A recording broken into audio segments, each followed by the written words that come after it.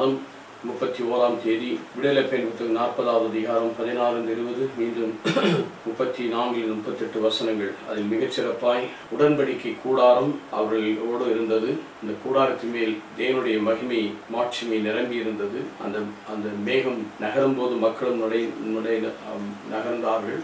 நிற்கும் போது அந்த இடத்தில் கூடாரம் அமைத்துக் கொள்வார். இதை குறித்து 36 வாசிக்கிறோம். இஸ்ராயல் மக்கள் தங்கள் பயணத்தின் ஒவ்வொரு கட்டத்திலும் மேகம் திருவிடத்தை விட்டு எழும்பும் போதெல்லாம் புறப்பட்டு செல்வார். மேகம் எழும்பாது இருக்கும் போது மேலே எழும் நாள் வரை புறப்படும் அப்படின்னா வெயிட் பண்ணியிருப்பார். அதிலே ஏனென்றால் பயணத்தின் ஒவ்வொரு கட்டத்திலும் திருவுருடத்தின் மேல் பகலில் ஆண்டவரின் மேகம் இருப்பதையும் இரவில் நெருப்புத்தூண் இருப்பதையும் இஸ்ராயல் வீட்டார்கள் காண்போம். ஆகவே மேகத்தூண் நெருப்புத்தூண் 13வது 22வது விடுதலை பயணத்தில் பார்க்கிறோம்.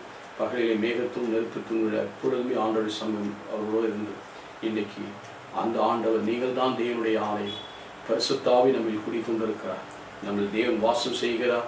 அந்த நிறைவான ஆசிரியை என்றும் பெற்று அவருக்குள் வழி நடத்த ஒப்பு கொடுப்போமா? எங்கள் நல்ல ஆண்டவரே, நாங்களே தேவனுடைய ஆலயமாக இருக்கிறோம். தேவனுடைய பிரசன்னம் இந்த எங்களுக்குள் செயல்படுகிறது.